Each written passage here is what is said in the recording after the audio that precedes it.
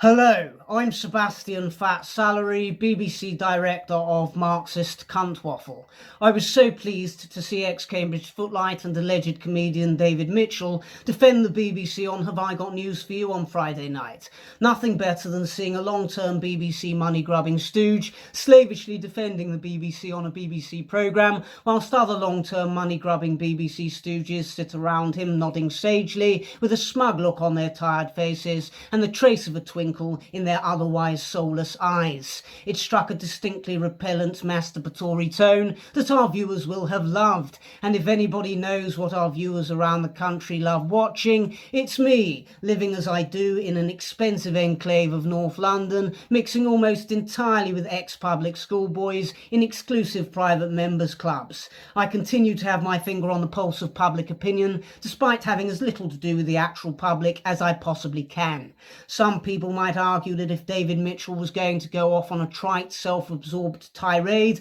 about how the Tories are trying to shut down the BBC, he might have had the common decency to stick a punchline on the end of it, given that he was hosting what we here at the BBC still consider to be a comedy programme, despite there no longer being any evidence to back up that categorisation. But I think it's unfair of people to expect too much of Mitchell, a man who somehow managed to reach the age of 46 without yet working out how to speak through his mouth instead of his nose. He's become absolutely ubiquitous on UK television despite his hugely limited acting range, and that's to his credit. The affected, knowing pedantry he brings to his panel show appearances continues to amuse our viewers, no matter how many hundreds of times he's done it, over and over and over again, without any variation whatsoever. As long as he's got his tongue stuck firmly up the BBC's arse, the BBC will continue to chuck unseemly amounts of money at him, at the expense of breaking through new talent. Say what you like about the BBC,